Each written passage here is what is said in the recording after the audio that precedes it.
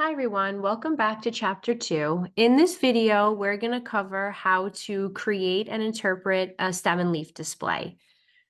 So in the previous video, we started to talk about different types of data, right? So we could have either numeric or categorical data values. Numeric could be further classified as discrete or continuous. And we also started talking in the intro section up here about how graphs are commonly used to organize, summarize, and analyze collections of data. And a graph is a nice visual way to represent and understand and display our data. So that's what we're going to do. So now that we know the difference between the two types of variables, now we're going to look at our first graphical display, which is called a stem and leaf display.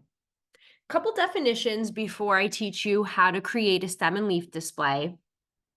The first definition here is a distribution. So a distribution, hold on, let's just redo that highlight there. Better. So a distribution of a numerical variable represents the data values of the variable from the lowest to the highest value, along with the number of times each data value occurs. The number of times each data value occurs is called its frequency. So what does this mean? Because we're going to see the word distribution a lot throughout the rest of the semester. So whenever we start to organize our data in some sort of table or graph, a lot of times what we do is we kind of list the data, or we represent the data values of the variable from lowest to highest. And we also count the frequency, or the number of times that the data value occurs. And I think it'll be more clear what a distribution is after we do our first graph, after we look at our first stem and leaf display. So we'll get to that in a minute. An outlier, and this is going to pop up more in chapter 3, but the definition is presented in chapter 2, so we'll go over it. An outlier is a data value that lies far above or below from most of all the other data values within a distribution. So basically, it's an extreme value. So if we have a data value that's really extreme compared to the rest of the data values, and it could be extremely high or extremely low compared to the rest of the data values, we consider it an outlier. And like I said, we'll talk more about outliers and identify them in chapter 3. So this brings us to a stem and leaf display. So this is going to be the first graph that we cover. And it is a visual exploratory data analysis technique that shows the shape of a distribution. So basically, what shape does our data take on? So once we organize it and present it in a meaningful way, what shape does it take on? And we'll talk about shape a little bit later also. First, we're going to practice, creating a stem and leaf display. And what's unique about a stem and leaf display is that it uses the actual data values of the variable within the graph. So we're going to actually see the data values in the graph, whereas other graphs that we create, such as pie charts or histograms or bar charts, we don't see the actual data values. And you'll see what I mean in a minute. So let's look at this example right here. The following is an example of a stem and leaf display, and this is illustrating math test scores on a particular exam.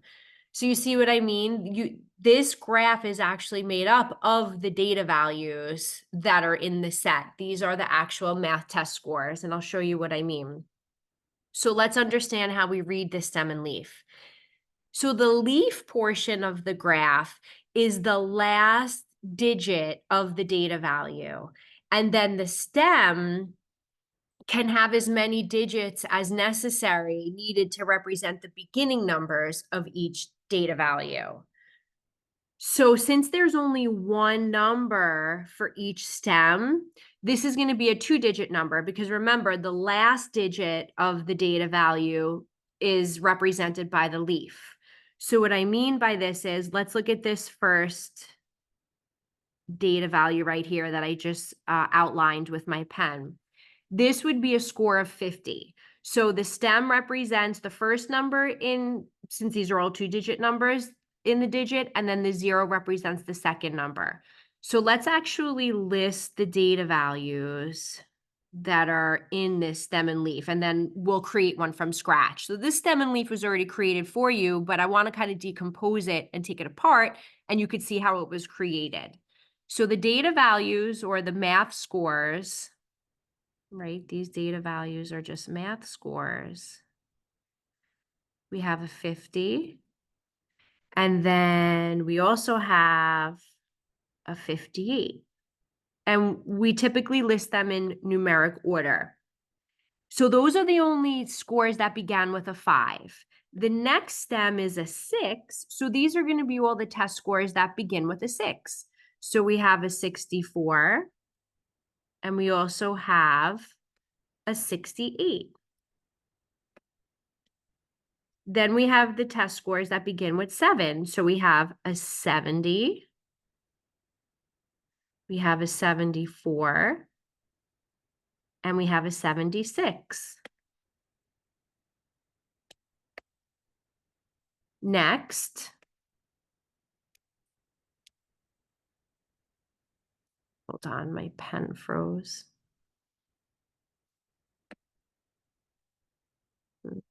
Give me a minute. It just has to catch up. Sometimes there's a little bit of a lag. Okay. So next we have the test scores that begin with an 8, right? So we have a bunch of 82s and a bunch of 86s. So if there are repeaters, and I like this example for that reason, you do have to list them, or else it would indicate to the reader that there was only one 82, for example, right? When in this case, there's really 3, so we have to list them. So we have 3 82s.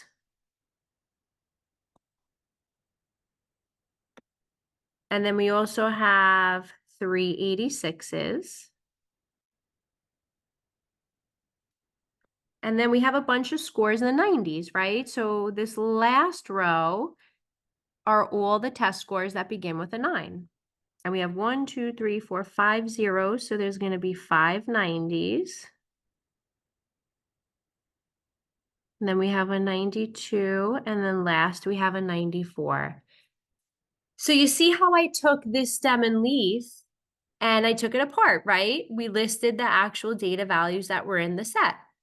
So that's what I meant before when I said a stem and leaf plot actually contains the data values in the set, right? We list the last digit in the number as the leaf, and then the previous numbers, right, in the digit, those are going to be in the stem.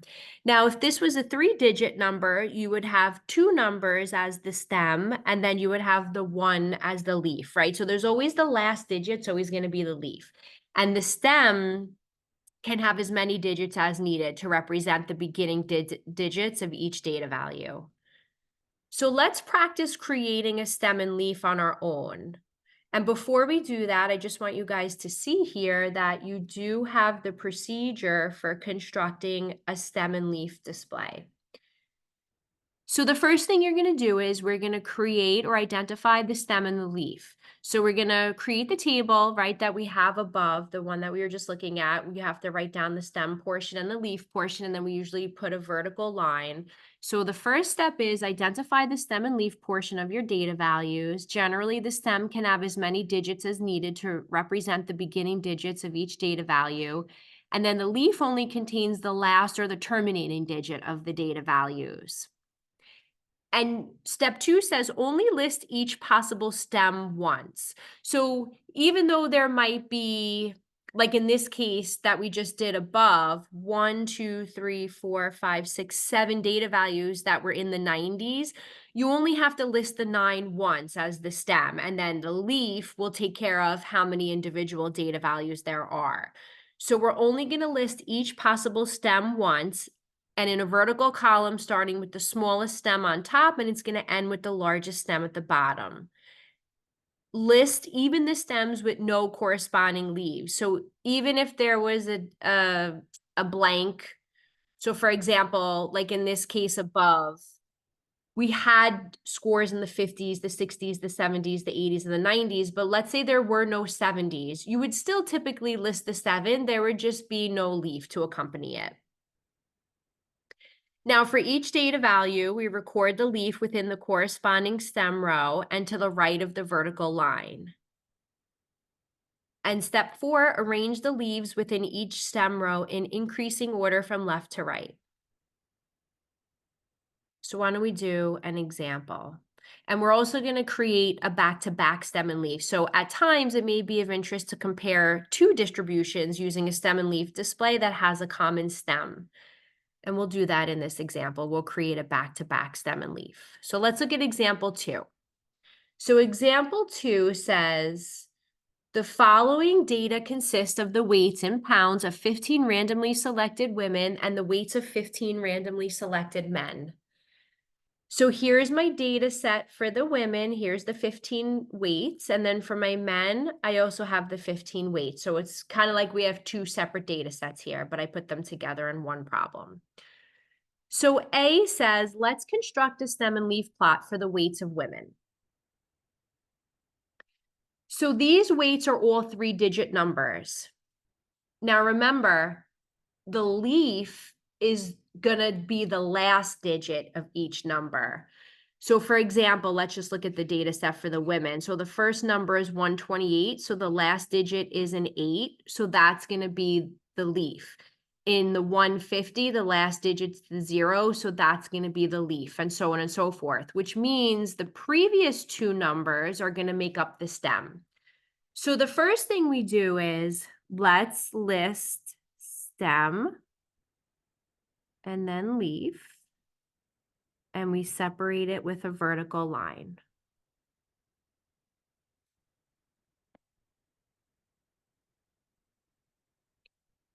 So since we have, like I said before, we have a 3-digit number, so there's going to be 2 numbers for the stem, 1 digit for the leaf.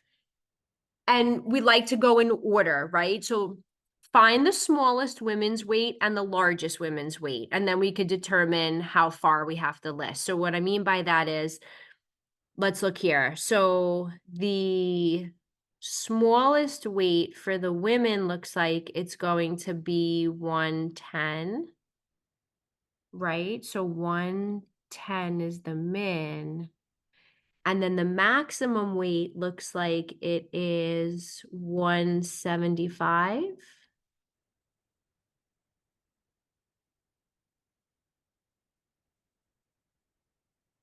So for the 110, the 11 would be the stem, and for the 175, the 17 would be the stem. So we have to list all the way from 11 to 17. So even though there might not be weights, right, let's say in the 120s or the 130s, we don't want to skip over. So we're going to list in order from 11 to 17. So we're going to have 11, 12, 13, 14, 15, 16, 17. And you know what? Let's just make these a little bit closer to the vertical line, then it's kind of easier to see the numbers. So we have 11, 12, 13, 14, 15, 16, and 17.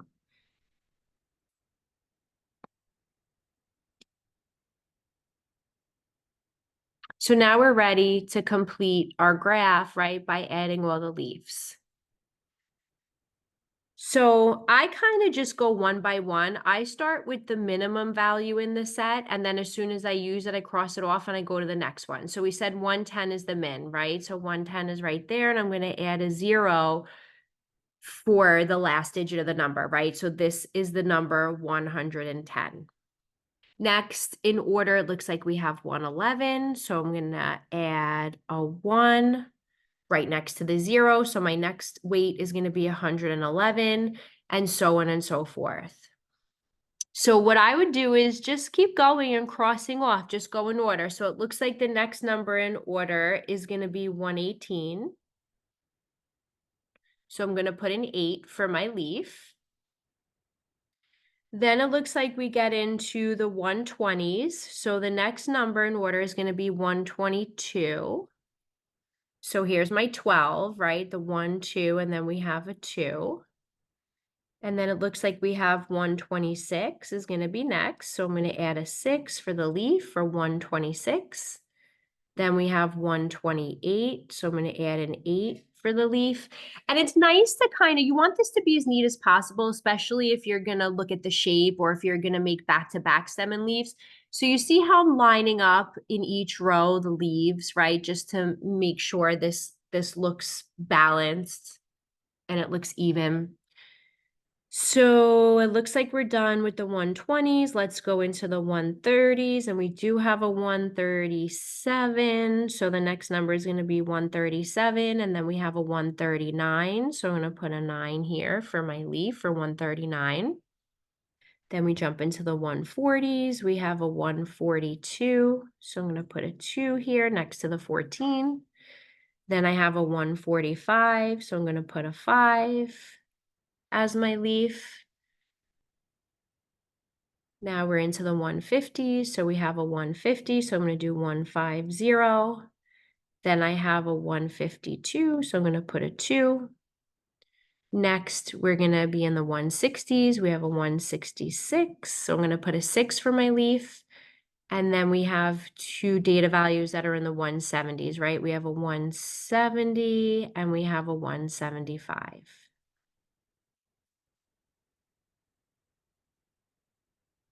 So this is what my stem and leaf plot for the weights of women would look like. So now what I'm asking you to do in part B is to construct a stem and leaf plot for the weights of men. So very similar, we're gonna create a column for the stem, we're gonna create a column for the leaf, and then we're gonna separate them with a vertical line. And again, let's just examine the data set to see what my lowest data value is and what my highest data value is. So if we scan, the minimum data value in the set looks like it is a 136, right? So we have 136 as the min. And then the maximum looks like it's going to be 199.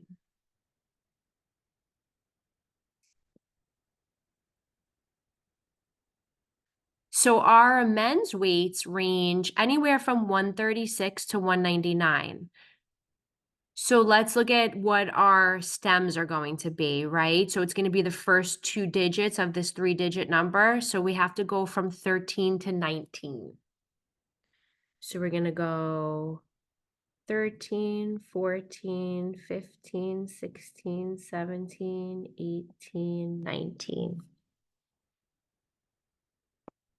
And we're going to do the same thing that we did for the women, right? So we're going to go through, let's go in order. I think that's just the easiest way to do it because when we list our leaves, we want them to be in order as well. So we said 136, right, is the min. So let's cross that out and we'll put a 6 for the leaf. And there doesn't appear to be any other numbers in the 130s, but there is a 140. So the next data value is going to be 140. So I'm going to go to the row for 14 under the stem and put a 0 for the leaf. Then we have a 141. The next number in order is going to be 153.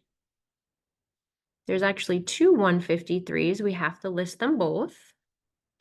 Then we have a 155. Next, we have a 162. Then we have a 166. So we're going to do 166. Then we have a 169. Now we're into the 170s. We have a 173 and a 176. Now we're into the 180s. We have a 186. And then the last few weights are in the 190. So we have a 190, a 196, and then a 199. And that completes the stem and leaf plot for the weights of men. So what I want to do for part C is let's construct back-to-back stem and leaf plots for both of these data sets and compare them. A lot of times it's useful to create a back-to-back stem and leaf plot because it lets you compare two different distributions. So we have a distribution of weights for women, we have a distribution for weights of men. We see them individually on their individual plots, right? But now let's compare them. So a lot of times it's nice to make a back-to-back stem and leaf plot.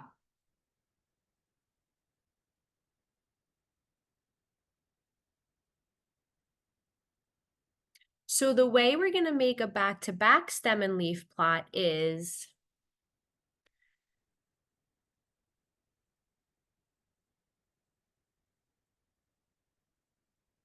the stem for each is going to go in the middle, and then we're going to have the leaves on either side.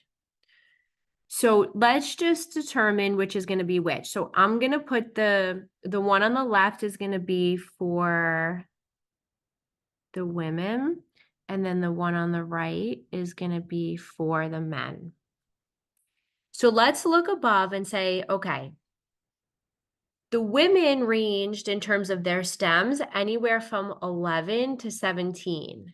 The men range from 13 to 19. So if we're going to do a back-to-back stem and leaf and compare both, we have to list all the stems. So the lowest stem to the highest stem between the two graphs. So I'm going to start at 11 and I'm going to go up to 19. So we have 11, 12, 13, 14, 15, 16, 17, 18, and 19. And now we're going to list the leaves. And you really don't have to do it all over again because you have the graphs above. We're kind of just going to place them together on the same graph. So let's look at the women first. So for the stem that's 11, we have 0, 1, and 8. So we're kind of just going backwards since we're doing a back-to-back stem and leaf. The women, now you're going to kind of read backwards, right? So the stem is the 11, and then we have a 0, right, for the last digit. So that's 110. Then we have an 11 and a 1 for the leaf. So that's going to be 111. We're just reading it backwards in this case. So for 12, we have 2, 6, and 8. For 13, we have 7 and 9. For 14, we have 2 and 5. For 15, we have 0 and 2. For 16, we have a 6. And then for 17, we have a 0 and a 5 for the women. And then it stops there, right? Because there were no women that weighed, in the 180s or the 190s. So now on the same graph, but to the right, let's place the men's weights. So the first stem is 11, but there were no men, right, that had a stem of 11, 12 either, right? The men's weights start in the 130. So we're going to start at 13 for the men. So we have a 136. Now we're into the 140s, right? We have 140 and 141 for the 15, the stem of 15, we have a 153, a 153, and a 155. For 16, we have 2, 6, and 9. For 17, we have a 3 and a 6. For 18, we have a 6. And then for 19, we have 0, 6, and 9. So in addition to comparing these or constructing the back-to-back stem and leaf, I want to compare them now. So I think it's important not only that we're able to create graphs in this class, but I think it's important to interpret and oftentimes compare, right? So like in this case, we could compare the two. So now notice if we look at this stem and leaf, on the left-hand side, the data values, right, tend to cluster between in, 110 and 175, right, for the women, but the men's weights don't even start until the 130s and they go all the way into the 190s. So you could see your leaves go further down on the plot, right? And the reason for that is because men tend to weigh more than women, right? So their weights are going to be lower down on the graph, right, where their stems are higher. So if we were to compare this back-to-back stem and leaf, I would say that the men tend to weigh more than the women.